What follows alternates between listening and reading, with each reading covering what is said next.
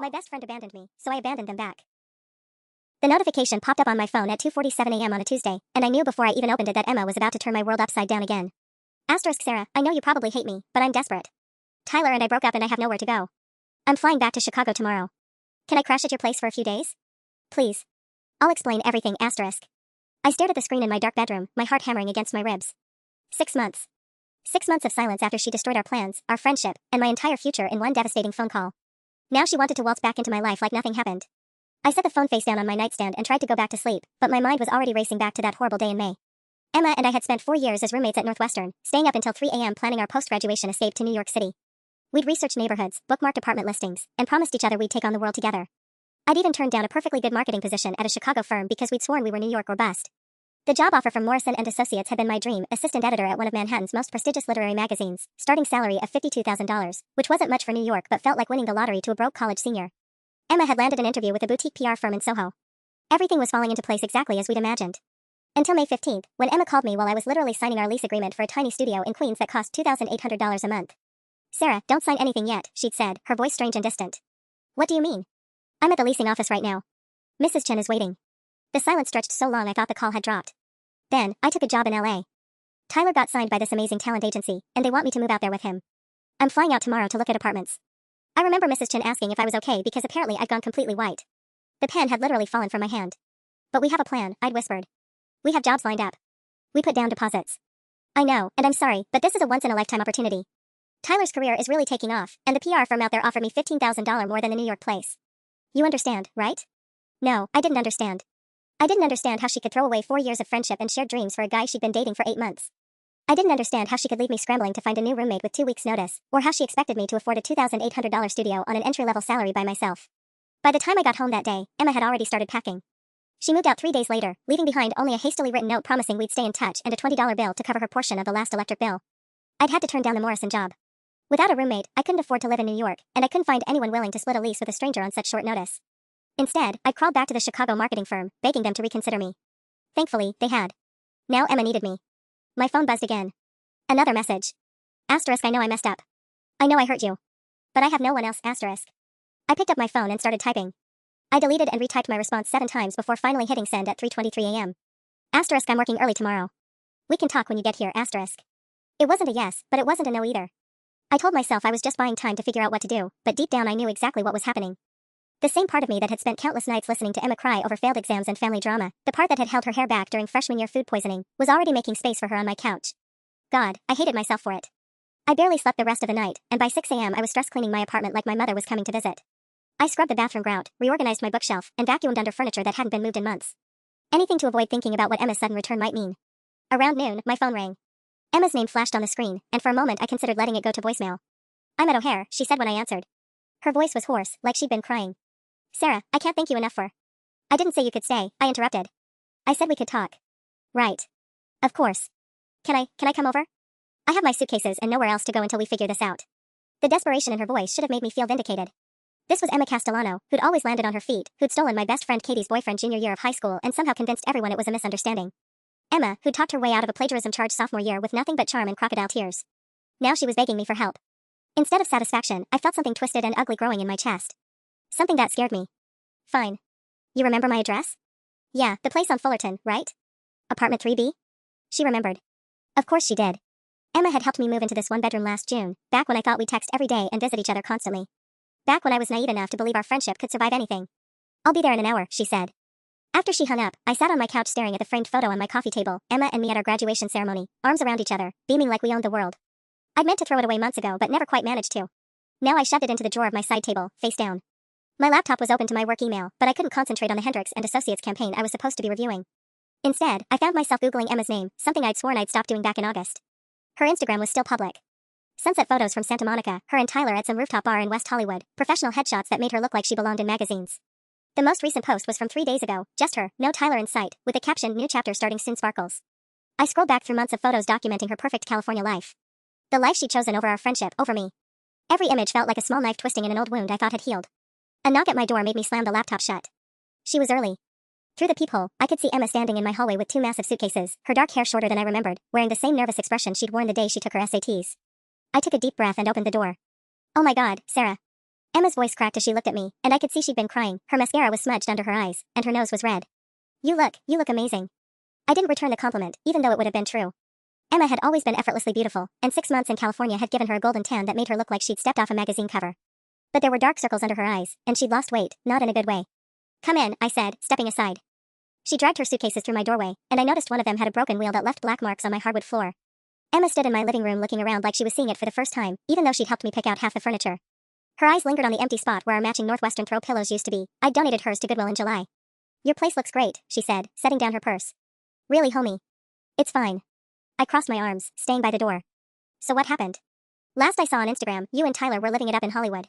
Her face crumpled. He cheated on me. With his agent's assistant. Apparently it had been going on for 2 months. She sank onto my couch without being invited to sit. I found out last Friday when I saw the charges on our joint credit card, dinner at Nobu, a weekend in Carmel, a fucking Tiffany bracelet. I felt a flicker of something that might have been sympathy, but I pushed it down. That sucks, but I still don't understand why you're here. Don't you have friends in LA? A job? The job was through Tyler's connections. His agent got me the position at Morrison Klein PR. Emma laughed bitterly.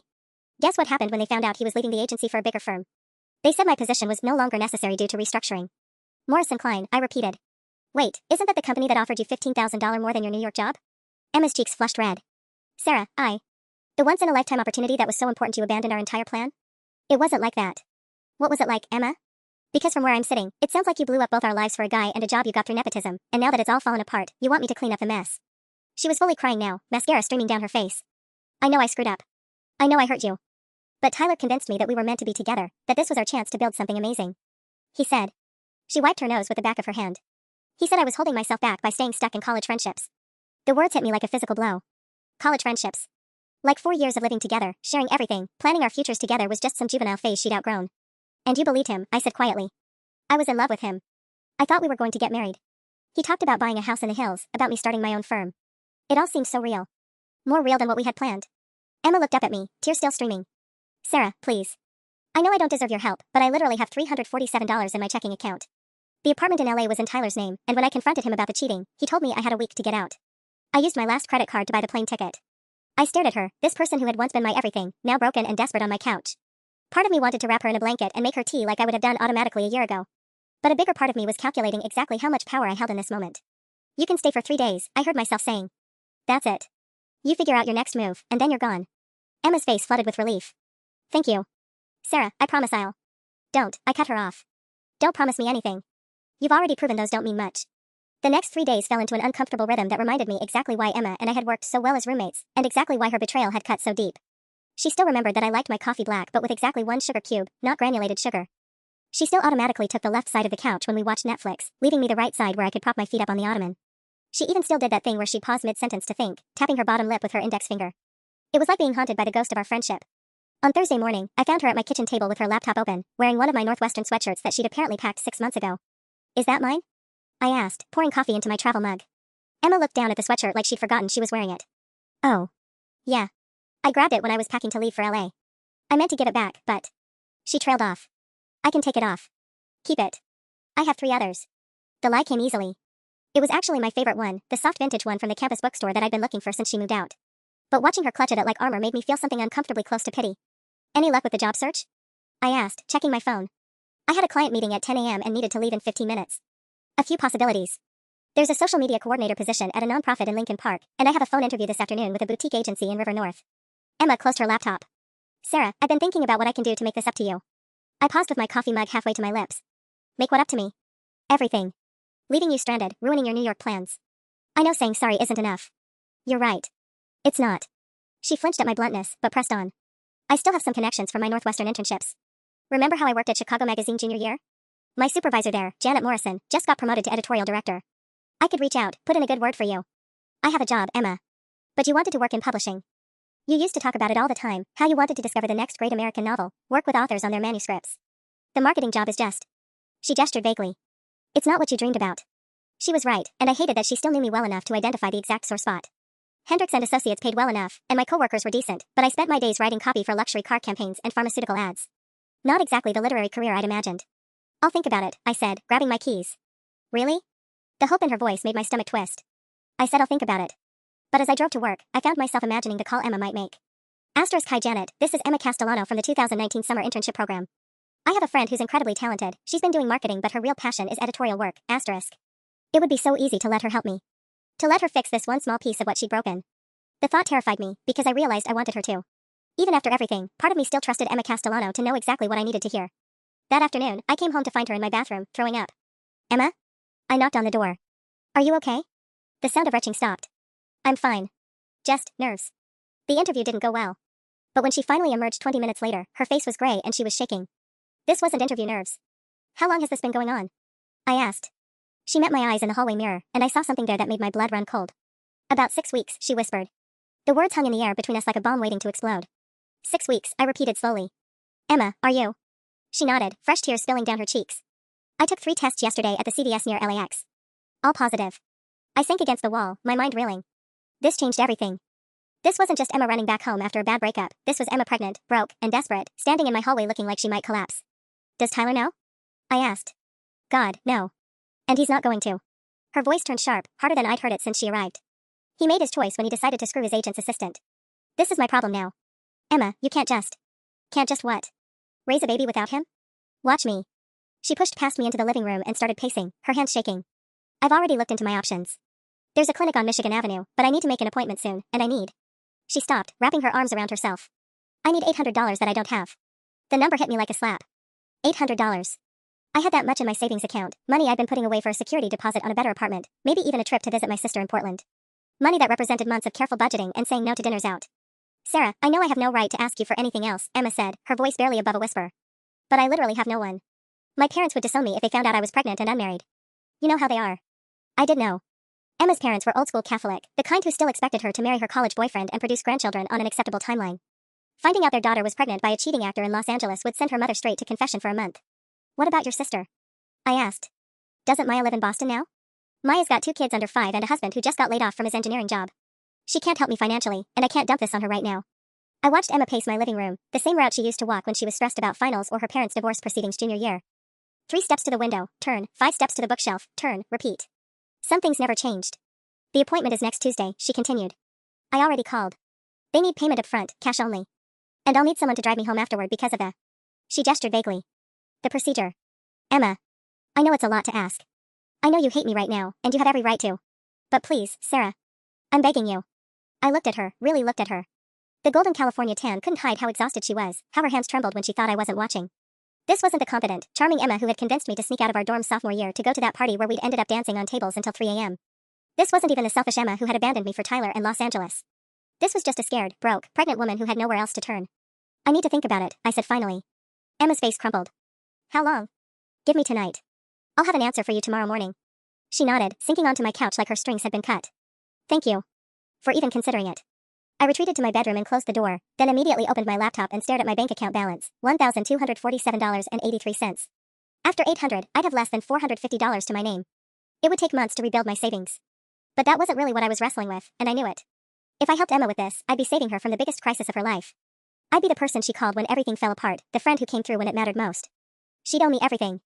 And God help me, part of me wanted that power over her. I called in sick to work the next morning, something I'd never done unless I was actually dying, and spent 3 hours walking through Lincoln Park Zoo, trying to think clearly. The October air was crisp enough to sting my lungs, and I found myself stopping at the penguin exhibit, watching them dive and surface in their artificial habitat. When I got back to my apartment at noon, Emma was exactly where I'd left her, curled up on my couch in that Northwestern sweatshirt, staring at her phone. She looked up when I walked in, her eyes red-rimmed and hopeful. I'll give you the money, I said without preamble. But I have conditions. Relief flooded her face so completely that for a moment she looked like the Emma I remembered from freshman year orientation, young and grateful and overwhelmed. Anything. Sarah, I swear, anything you want. First, you pay me back. I don't care if it takes 2 years, but every dollar gets repaid. Of course. Second, you stay here until you're back on your feet. No more 3-day limit. You find a job, save up for your own place, and contribute to groceries and utilities while you're here. Emma nodded frantically. Yes, absolutely. I can clean, I can cook, you know I make better pasta than you anyway. Despite everything, I almost smiled at that. She wasn't wrong. And third, I continued, my voice getting steadier as I spoke, you call Janet Morrison. Today. You set up that meeting for me, and you don't mention that it's payback for me helping you. It's just you doing a favor for an old friend. Done. Emma sat up straighter. Sarah, I can't tell you what this means to me. I know I don't deserve. You're right. You don't. The bluntness of my response seemed to catch her off guard, but she recovered quickly. I'll call Janet right now. And I'll start looking at job listings again. I saw a few content marketing positions that looked promising. Good. I headed toward my bedroom, then paused. The appointment is Tuesday? Tuesday at 2 p.m. At the clinic on North Michigan. I'll drive you. After Emma called Janet and somehow managed to secure me a coffee meeting for Monday morning, she remembers you from my stories, Emma explained, which made me wonder what stories exactly she'd been telling. I found myself doing something I hadn't done in months, actually looking forward to something. That evening, Emma made her famous carbonara, the recipe she perfected junior year during her brief Italian cooking obsession, and we ate dinner on my couch while watching reruns of The Great British Bake Off. For 20 minutes, it almost felt normal. Like we were roommates again, like the last 6 months had been some horrible nightmare. Then my phone rang. Sarah Chen? The voice was professional, unfamiliar. Yes? This is David Kim from Morrison & Associates in New York. I apologize for calling so late, but I wanted to reach out personally. We have your resume on file from earlier this year, and I'm calling because we have a senior assistant editor position opening up. The previous candidate fell through, and your application really stood out to us. I nearly dropped the phone. Morrison & Associates. My dream job in New York, the one I'd had to turn down because Emma left me stranded. Yes, I'm interested, I managed. Wonderful. The position starts January 15th, salary is $58,000 plus benefits. Would you be available for a phone interview this Thursday? Emma was staring at me from across the couch, her fork frozen halfway to her mouth. She'd gone completely pale. Thursday works perfectly, I said, my heart hammering. After I hung up, Emma set down her plate with shaking hands. That was Morrison & Associates. Yeah. Your dream job. The one you wanted when we were supposed to move to New York together. I met her eyes, and something passed between us, understanding, maybe, or recognition. The universe had just handed me exactly what I'd always wanted, right at the moment when Emma needed me most. Sarah, she whispered, you're going to take it, aren't you? I didn't answer immediately. Instead, I looked around my Chicago apartment, at Emma sitting on my couch wearing my sweatshirt, at the life I'd built after she left me behind. The interview is Thursday, I said finally. Your appointment is Tuesday. I guess we'll see what happens. But even as I said it, I could feel something shifting inside me, like puzzle pieces clicking into place. Emma had gotten her New York dreams back for me, just like she'd promised. And now I had a choice to make. Help her through Tuesday, then leave her behind the way she'd left me. Or stay, and let my dreams slip away again. The weekend passed in a strange bubble of normalcy that felt more unsettling than comforting. Emma threw herself into apartment hunting and job applications with manic energy, as if staying busy could make Tuesday disappear. She spread printouts across my coffee table like war plans, circling rent prices and highlighting job requirements with the focused intensity she used to reserve for finals week. Look at this, she said Saturday morning, shoving a Craigslist listing under my nose. 1 bedroom in Wicker Park, $1,400 a month. That's actually reasonable. I glanced at the blurry photos of what looked like a renovated closet. Emma, you don't even have a job yet. But I will. Janet wants to meet with you Monday, which means she remembers me fondly, which means she might have leads for me too. Emma's voice had that brittle optimism I recognized from college, the tone she used when she was trying to convince herself as much as anyone else. What she wasn't saying, what neither of us was acknowledging, was that by Thursday I might be accepting a job that would take me 800 miles away from Chicago. The Morrison & Associates interview hung over both of us like a storm cloud we were pretending not to see. Sunday evening, I found Emma in my bathroom again, but this time she wasn't throwing up. She was sitting on the edge of my bathtub, staring at a small white pharmacy bag. What's that? I asked. Vitamins. The clinic said I should take them for a few days before. She didn't finish the sentence. To make sure my iron levels are okay. I sat down on the closed toilet seat, studying her profile. Are you having second thoughts? No. The answer came too quickly. I mean, what choice do I have? I can't raise a baby alone with no job and no money.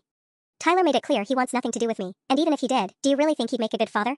I thought about Tyler Morrison, yes, that Morrison, as in Morrison & Associates, which Emma had conveniently never mentioned, with his perfectly styled hair and tendency to interrupt everyone mid-sentence. During the one video call I'd endured with him, he'd spent 20 minutes explaining why Chicago pizza wasn't real pizza while Emma nodded along adoringly. Probably not, I admitted. Emma laughed, but it sounded hollow. You know what the worst part is? I actually thought about keeping it. For about 12 hours on Friday, I let myself imagine having this little person who would love me unconditionally. Stupid, right? It's not stupid. It is, though. I can barely take care of myself. I'm 24 years old, sleeping on my ex-best friend's couch because I have nowhere else to go. She shook the vitamin bottle, listening to the pills rattle. Some maternal instinct, huh? The bitterness in her voice made my chest tight. This was the Emma I remembered from sophomore year, when her parents' divorce was getting ugly and she'd started saying cruel things about herself that I'd spend hours trying to talk her out of. Emma, you're not. Don't. She stood up abruptly. Please don't try to make me feel better about this. I've made my decision, and I need to stick with it. Tuesday at 2 p.m., and then we both move on with our lives. She pushed past me out of the bathroom, leaving me sitting there holding the pharmacy bag she dropped. The receipt was still inside, prenatal vitamins, $23.99. Not the kind you took before an abortion. That night, I lay awake staring at my ceiling, thinking about the job interview in 4 days and the appointment in 2. Emma was in my living room, probably not sleeping either, carrying Tyler's baby and planning to end the pregnancy while I planned my escape to New York. The symmetry was almost poetic. Both of us about to make irreversible choices that would define our next chapters. My phone buzzed with a text from my sister in Portland. Asterisk mom mentioned you might be getting a job offer in New York. Call me tomorrow, I have thoughts, asterisk. Even my family was already planning my exit from Chicago, from the life I'd rebuilt after Emma left. Everyone seemed to assume I'd take the Morrison job if they offered it. Why wouldn't I? It was everything I'd ever wanted. But lying there in the dark, listening to Emma toss and turn on my couch, I couldn't shake the feeling that Tuesday was going to change everything for both of us in ways we weren't prepared for. Monday morning arrived gray and drizzly, the kind of Chicago weather that made everything feel like an omen.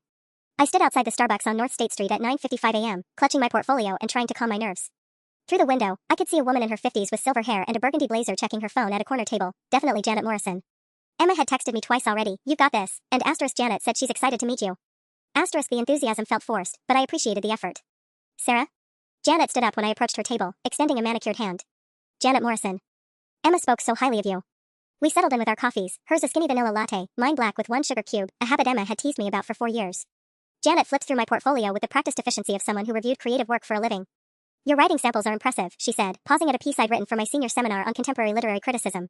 Emma mentioned you're currently in marketing? Yes, at Hendricks and Associates. It pays the bills, but editorial work has always been my passion. I can tell. Your analysis of the Kristoff novel here, very insightful. Janet closed my portfolio and leaned back in her chair. I'll be direct with you, Sarah. We don't have any openings right now, but we will in March. Our assistant editor is leaving for The Atlantic. It's entry level, $38,000 to start, but it's real editorial experience. My heart sank a little. $38,000 was barely livable in Chicago, and March felt like a lifetime away, especially with the Morrison and Associates interview looming on Thursday.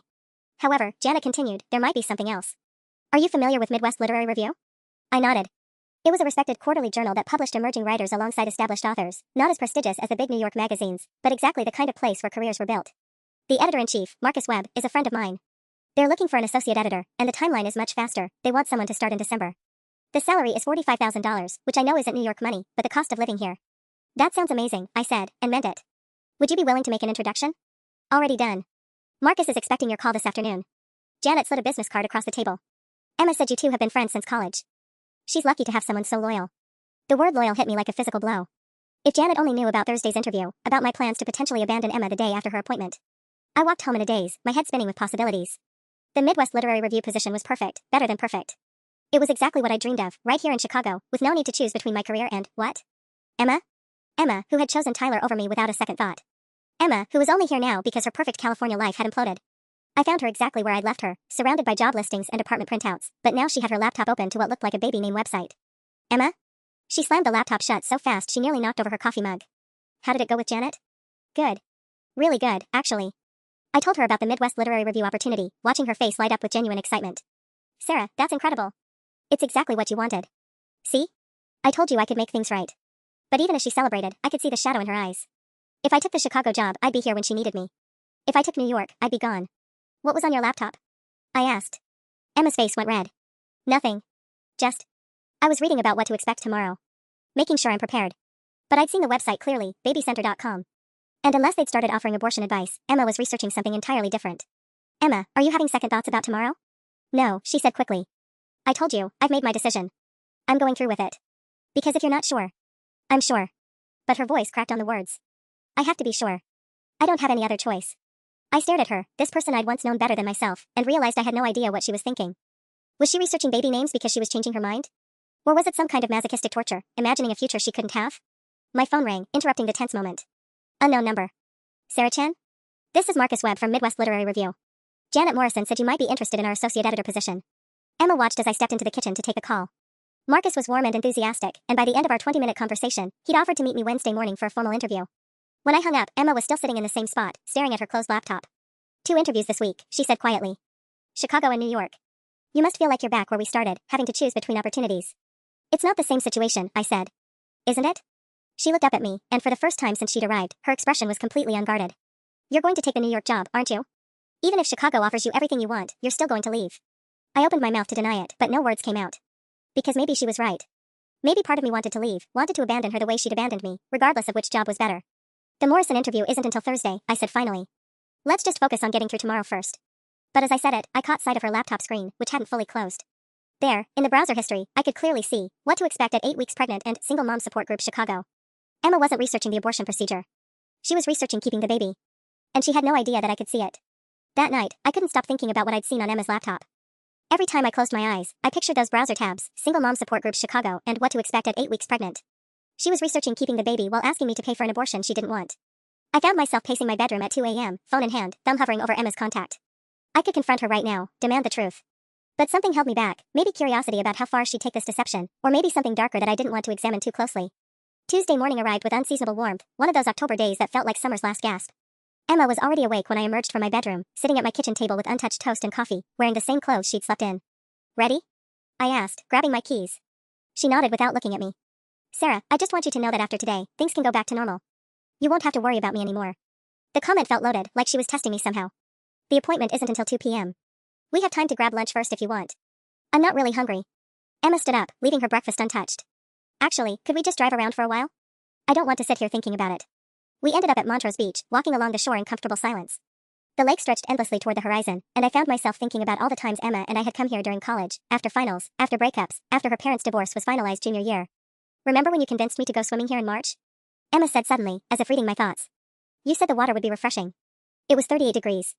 We lasted exactly 90 seconds before running out screaming. Emma smiled, the first genuine expression I'd seen from her all week. You got hypothermia and I felt guilty for months. You bought me hot chocolate from that overpriced cafe every day for 2 weeks. I actually started hoping you'd feel guilty about things more often. We both laughed, and for a moment the tension between us evaporated. This was the Emma I'd fallen in friend love with freshman year, spontaneous, slightly reckless, but always willing to make amends when her schemes went sideways. Then my phone buzzed with a calendar reminder, Emma appointment, 1:30 p.m. departure. The moment shattered. We should probably head back, I said, checking the time. It was 12:45 p.m., and the clinic was a 20-minute drive in good traffic. Emma's face went pale again. Right. Of course. But as we walked back to my car, she stopped suddenly at the edge of the parking lot. Sarah, what if I told you I was thinking about changing my mind? My heart started hammering, but I kept my voice steady. About the appointment? About everything. The appointment, staying in Chicago, trying to figure this out. She turned to face me fully. I know it sounds crazy. I know I have no money, no job, no plan. But what if I kept it? I stared at her, this person who had no idea I already knew about her secret research, her real intentions. She was giving me the chance to be supportive, to encourage her to follow her heart. To be the friend she needed. Instead, I heard myself saying, Emma, you can't raise a baby on hope and good intentions. You said yourself you can barely take care of yourself. Her face crumpled. You're right. I know you're right. She wiped her eyes with the back of her hand. I keep thinking about what you said yesterday, about Tyler not being fodder material. What if I could do it without him? With what money? What support system? The words came out harsher than I intended, but I couldn't seem to stop myself. You're living on my couch because you have nowhere else to go. I know that, Emma whispered. I know how pathetic I am right now. We drove to the clinic in complete silence. The clinic waiting room was aggressively cheerful, pastel walls, motivational posters about women's health choices, and soft jazz playing just loud enough to mask conversations. Emma filled out her paperwork with shaking hands while I pretended to read a magazine from 2019. Emma Castellano? A nurse in purple scrubs appeared at the reception desk. We'll need to speak with you privately first, just to go over the procedure and make sure you understand your options. Emma stood up unsteadily. How long will that take?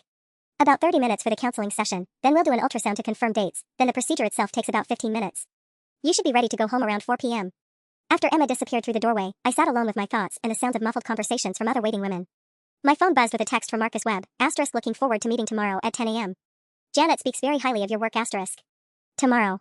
The interview that could give me everything I wanted, right here in Chicago, no need to choose between my dreams and, what exactly? Emma, who had already proven she'd choose herself over our friendship when it mattered. 20 minutes later, Emma emerged from the back looking even paler than before. Everything okay? I asked. They showed me the ultrasound. Her voice was barely audible. Sarah, there's a heartbeat. I felt something cold settle in my stomach. Emma. I know what you're going to say. I know it doesn't change anything practically. I still have no money, no job, no way to support a baby. She sat down heavily beside me, her hands clasped so tightly in her lap her knuckles were white. But there's a heartbeat. The nurse reappeared. Emma? We're ready for you now if you'd like to proceed. Emma looked at me desperately, like I held the answer to some impossible equation. In that moment, I realized I had more power over her future than Tyler, than her parents, than anyone. One word of encouragement and she'd walk out of here. One word of discouragement and she'd go through with it.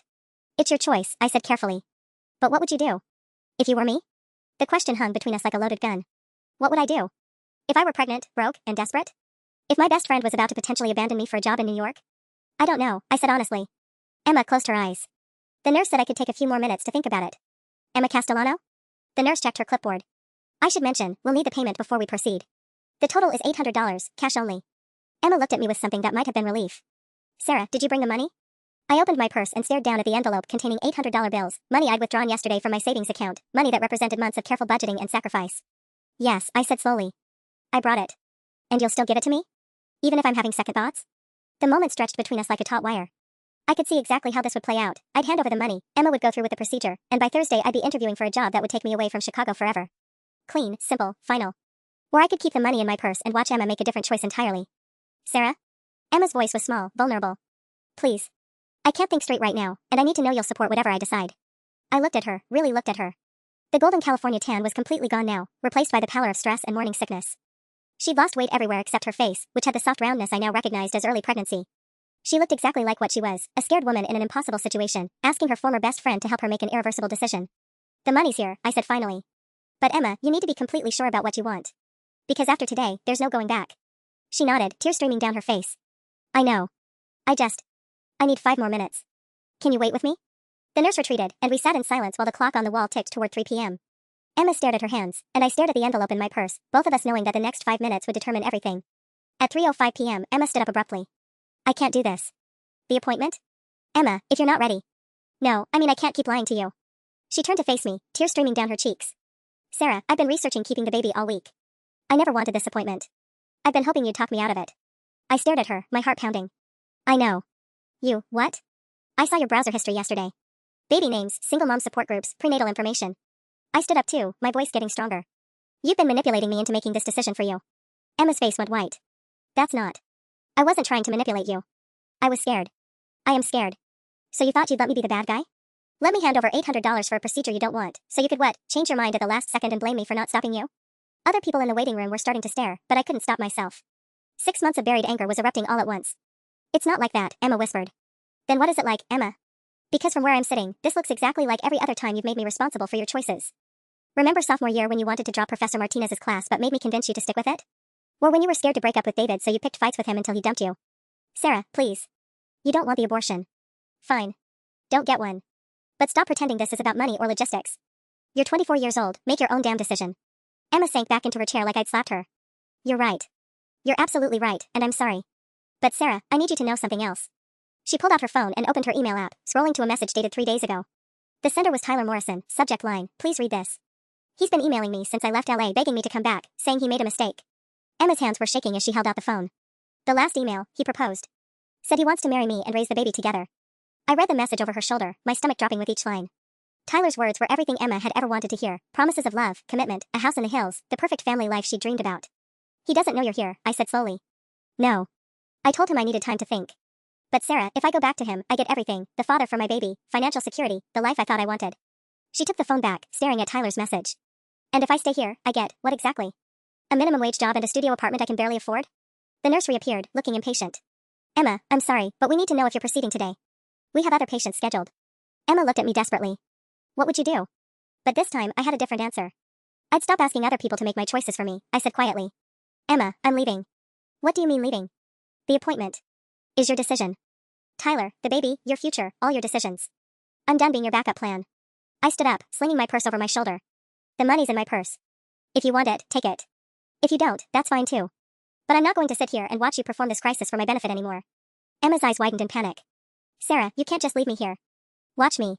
I walked toward the exit, my heart hammering against my ribs, half expecting her to chase after me. But when I reached the door and looked back, Emma was still sitting in her chair, clutching Tyler's email, finally alone with the choice she'd been avoiding all week. I made it exactly 3 blocks before my phone started buzzing.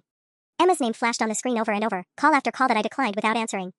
By the time I reached my car, she'd left 4 voicemails and sent a dozen texts ranging from angry, asterisk how could you just abandon me like that, asterisk, to desperate, asterisk Sarah please come back I can't do this alone asterisk, to manipulative, asterisk I guess I know who my real friends are now asterisk. I drove home in a rage that felt cleaner than anything I'd experienced in months. For the first time since Emma had shown up at my door, I wasn't being careful with my words or measuring my reactions. I wasn't trying to be the bigger person or the supportive friend. I was just furious, and it felt incredible. My apartment was exactly as we'd left it that morning, Emma's laptop still open on my coffee table, her clothes scattered across my bedroom floor where she'd tried on 3 different outfits before settling on the jeans and Northwestern sweatshirt. Evidence of her existence everywhere, but the silence felt profound after days of her constant presence. I was halfway through angrily shoving her belongings into garbage bags when my phone rang again. This time it wasn't Emma. Sarah Chan? This is Dr. Patricia Vance from the Women's Clinic. I have Emma Castellano here, and she's listed you as her emergency contact. My blood ran cold. Is she okay? She's fine, physically. But she's having what I call a panic response. She's asking for you, and frankly, I don't think she should drive home alone right now.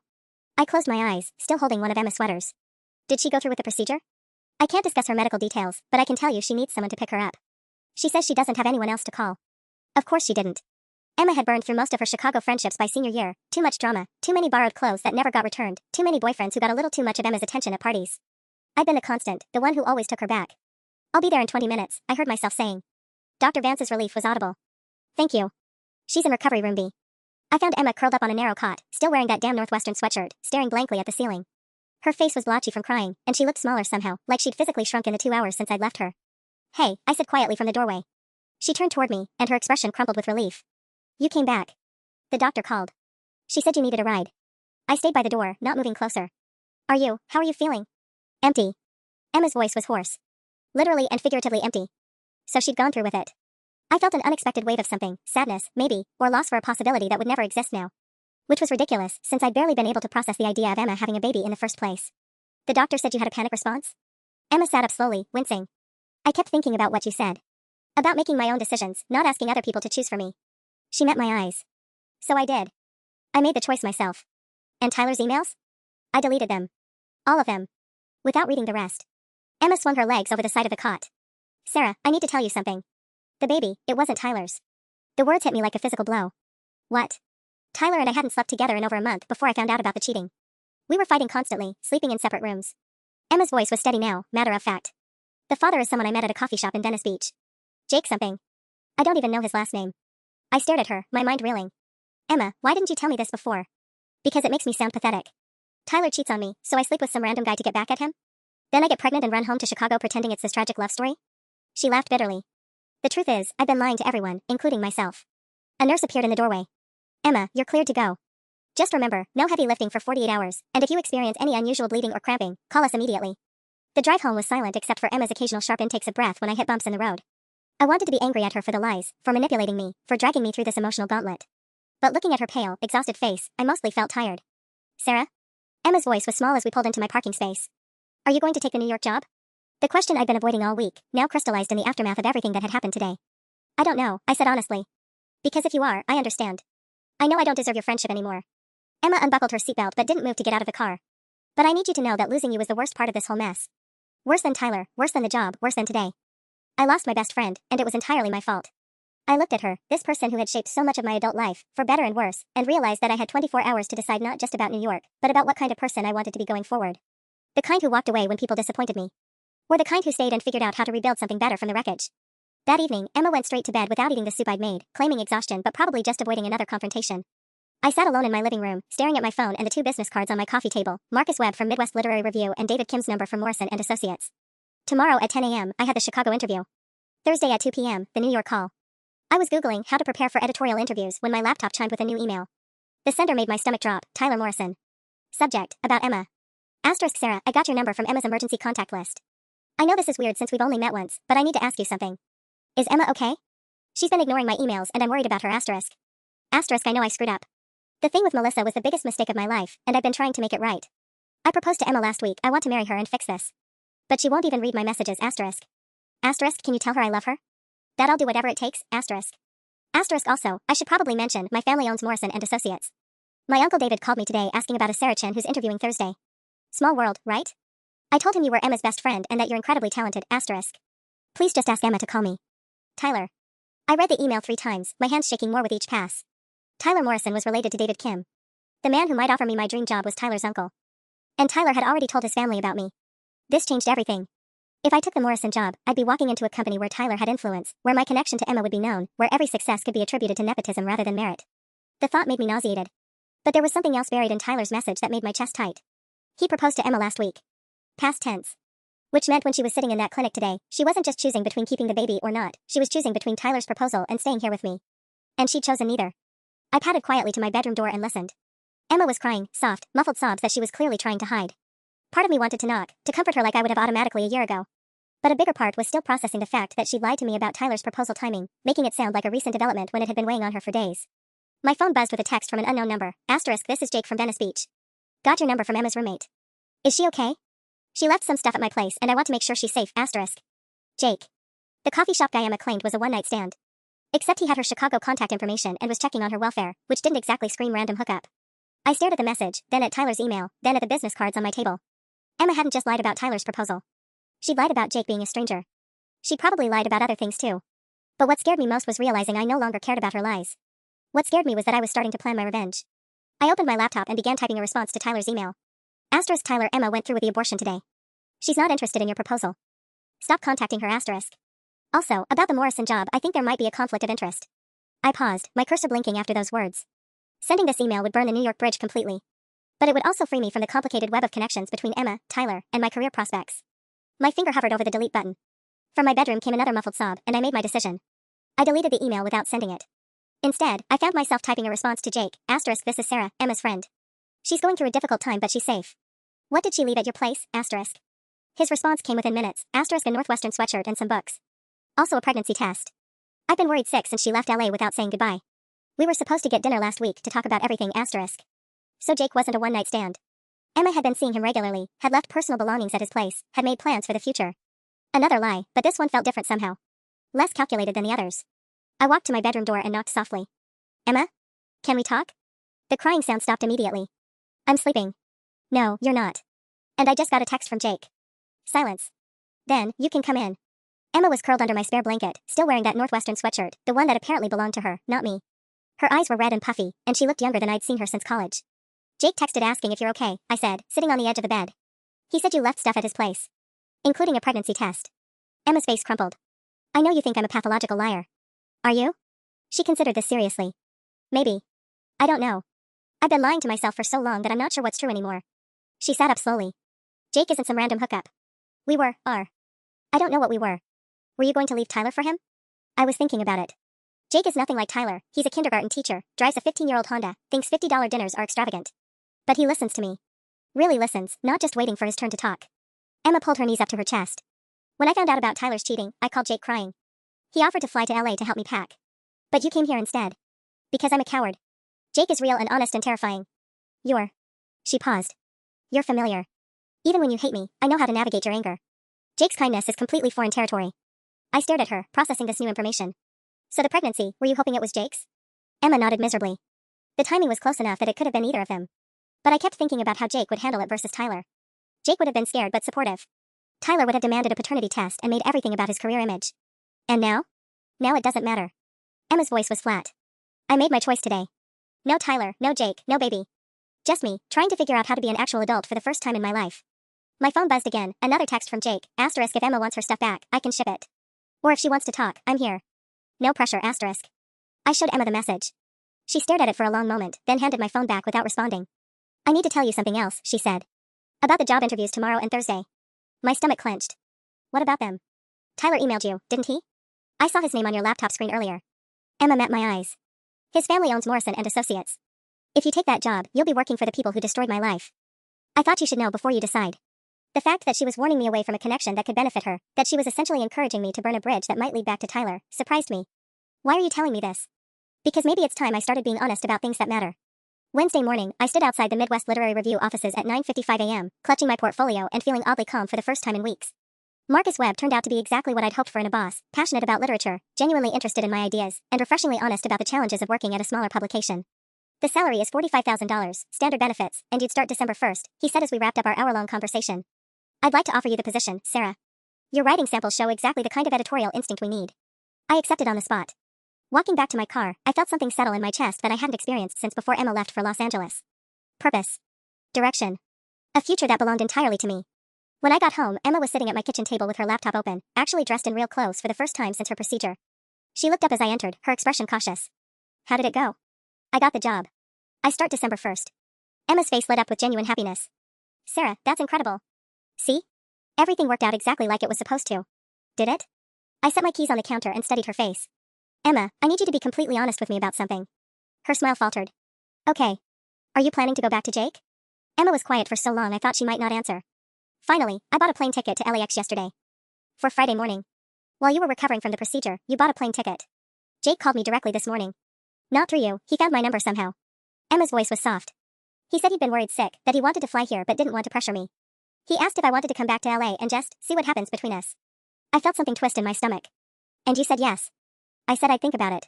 But Sarah, I think I already know my answer. Emma closed her laptop. I've spent my entire adult life running toward things that looked perfect from the outside. Tyler, the fancy PR job, the Instagram-worthy lifestyle. Jake is the opposite of all that. Meaning? Meaning he's real. He teaches 5-year-olds how to read and coaches Little League on weekends. He's never even been to Europe, but he knows the names of all the regulars at his local coffee shop. When I told him I was pregnant, his first question wasn't about money or logistics, it was whether I was scared. I sat down across from her, my chest tight. So you're leaving? Again. Not like last time. Emma leaned forward. Sarah, I came here because I was desperate and had nowhere else to go. But I'm leaving because I finally figured out what I actually want, not what I think I should want. And what's that? Someone who sees me clearly and likes what they see anyway. Someone who doesn't try to turn me into a better version of myself. Emma's eyes filled with tears. Someone who isn't you. The words hit me like a physical blow, but not because they hurt, because they were exactly right. I think, Emma continued, we've been trying to be each other's everything for too long. Best friends, life partners, career advisors, emergency contacts. That's why it hurt so much when I left for Tyler, because you felt like I was abandoning my other half. I stared at her, realizing she was right. I hadn't just lost a friend when Emma chose Tyler, I'd lost my identity as Emma's person, the one who knew her better than anyone. But here's what I figured out this week, Emma said. I don't need someone who knows me better than I know myself. I need someone who helps me figure out who I am. Friday morning, I drove Emma to O'Hare for the second time in 6 months. But this time felt completely different. She was wearing her own clothes, carrying a single suitcase, and radiating something that looked like actual peace. The $800, she said as we pulled up to departures. I'll pay you back. Every dollar. I know you will. And Sarah?